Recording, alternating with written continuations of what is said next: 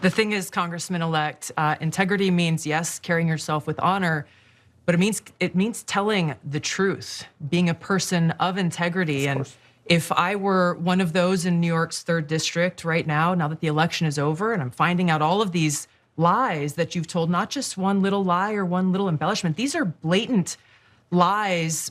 My question is, do you have no shame? Do you have no shame?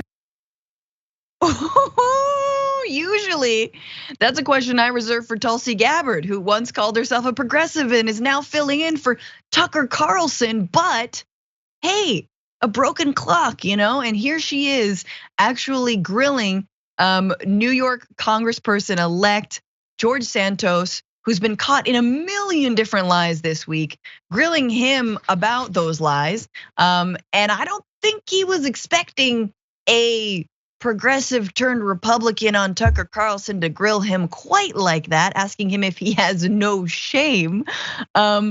Obviously, this is just one of the best stories of the year.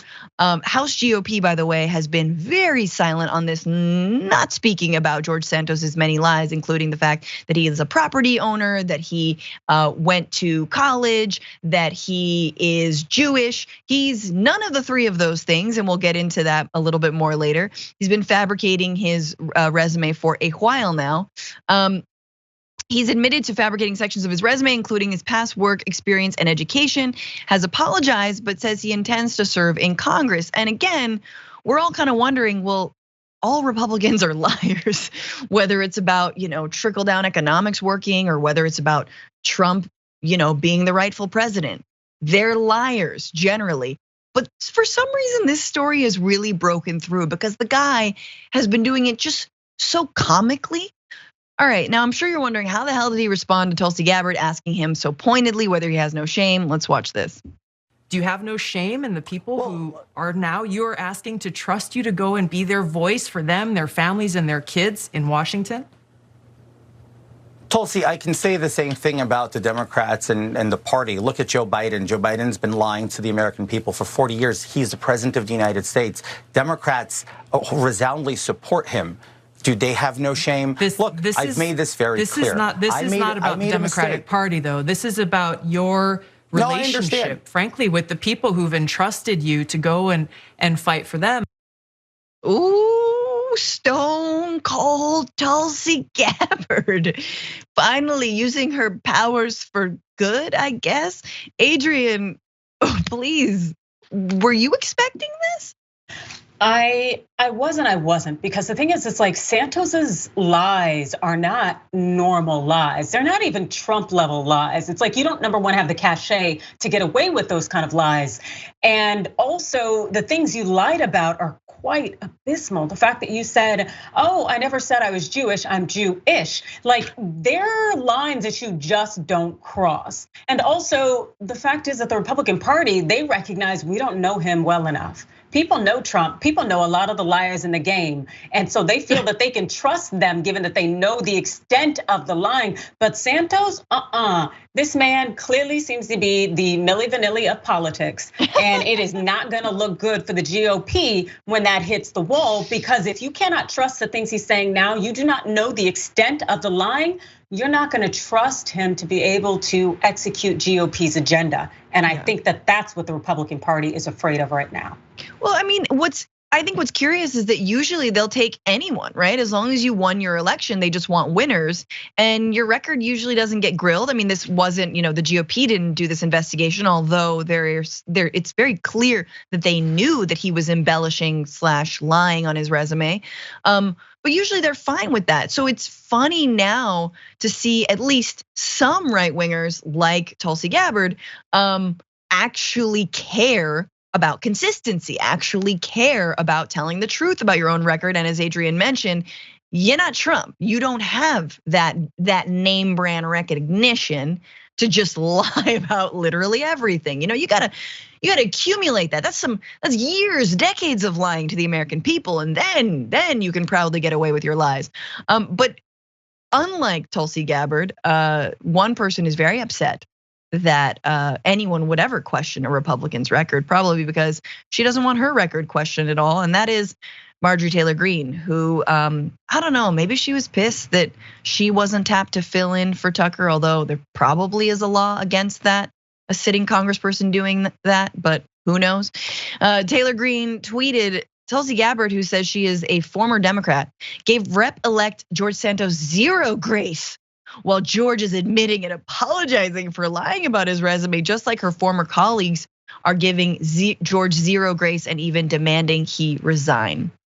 So she's former colleagues, meaning Democrats, former colleagues, meaning people with just, again, any kind of like hypocrisy meter, consistency.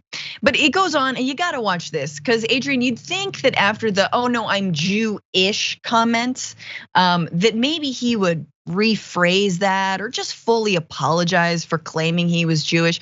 Tulsi didn't let that comment slide past her or the viewers of the show. Watch.